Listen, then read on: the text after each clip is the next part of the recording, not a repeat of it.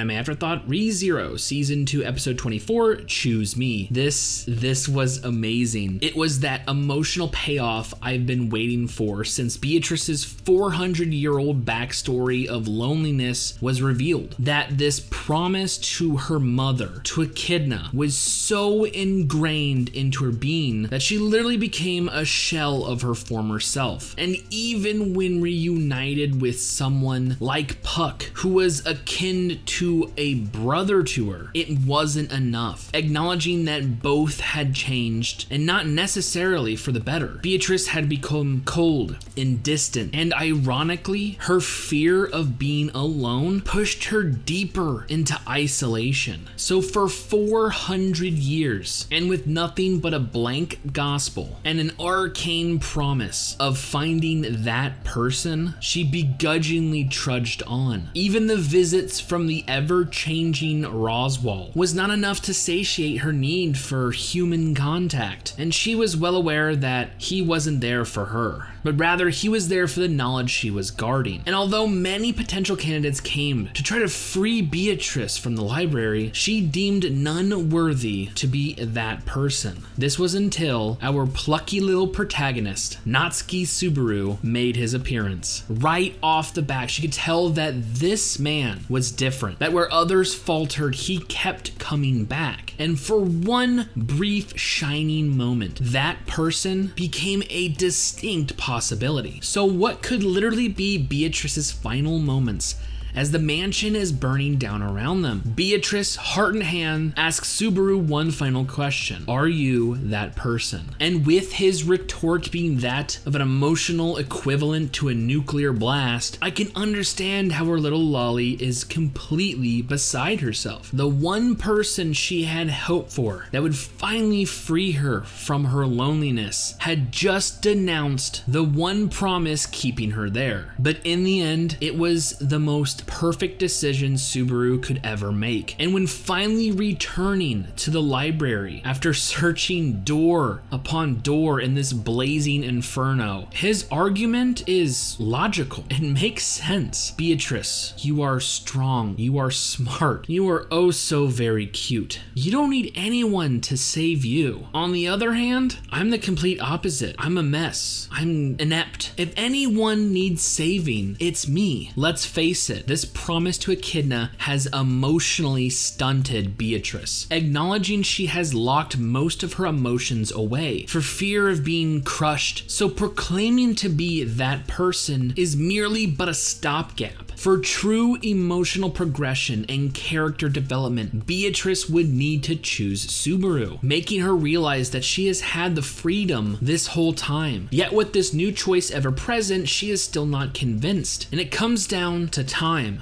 That for someone as Beatrice, whose life is almost infinite, a human's life is nothing, a blink of the eye, a moment in time. Subaru is well aware of this factor, but he knows exactly what to say. Not only will I guarantee that this life will no longer be full of loneliness, sadness, and boredom. It'll be full of joy, excitement, and memories. Not only will it erase those 400 years of loneliness, with interest, I guarantee that if you take my hand, that the time we do spend together will be forever etched in your soul, and you will never forget the man you knew as Subaru Natsuki. So Beatrice, choose me. That whole sequence gave me chills. Like I said, I've been waiting for this ever since you found out how she became the guardian of the Forbidden Library. That this little lolly has been living a life of pain and sorrow, and she has been doing it alone for 400 years. So to see that shining pink light as the mansion is collapsing in flames was beyond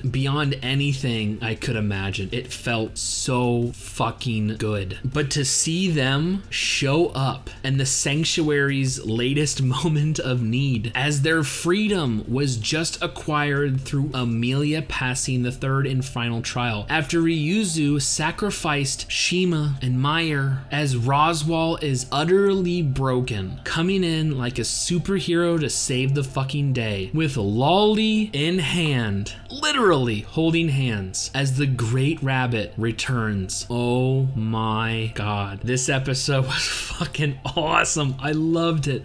I loved it. I loved it. I loved it. Some things that I don't 100% sure on, but kind of make more sense in today's episode. Now that we see the aftermath of the mansion, basically everyone is onlooking. We see that Mei Li, it looks like she was spared. I don't see an Elsa. Now, we do know that she has some awesome regeneration abilities due to her being a fucking vampire. That being said, she was utterly crushed by the fucking rock pig, aka Hippo. I don't know. I mean, I'm 95% sure she's finally fucking dead. Ram, that's another life. I wasn't 100% sure on the outcome, but as we see Roswaal tend to her, you know, I guess, what is it, refilling her horn, in turn healing her, and Amelia comes up and she's actually breathing again. It looks like Ram is okay. Puck, although completely exhausted after helping the people create that the little ice dome, he's completely exhausted trying to stave off, you know, the winter. You know, winter's coming, and with it comes the fucking Great Rabbit. Like Ryuzu said, Amelia is a completely fucking different person that's just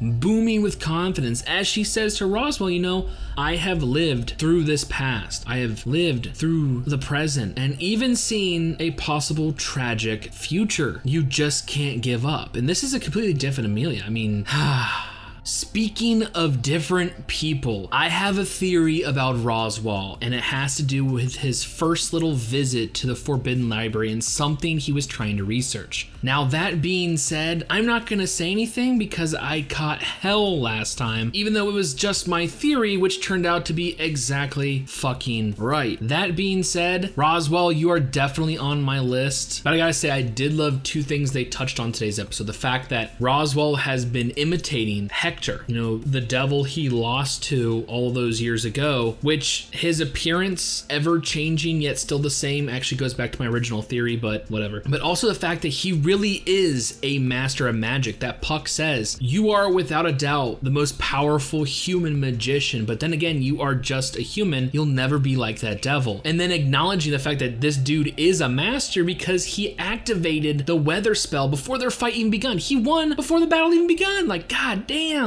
Like, Roswaal, at this point, I really think you're a dick, but at the same time, that was a badass move. That was a good play. Good play. But yeah, after so many failed loops, I mean, we're what, 24 episodes in? It's about goddamn time to feel this good. Honestly, it's so fucking good. But we still have one thing to deal with. One of the three great mob beasts. Oh my god, the fucking traumatic death that he experienced, yet he's ready for round two. Gotta make up for that poor showing in the first fight, don't you, Subaru? Honestly, this season's fucking amazing. Fucking amazing, and I can't wait to see how it ends. So with all that being said, and more ReZero next week, I honestly cannot wait for future episodes.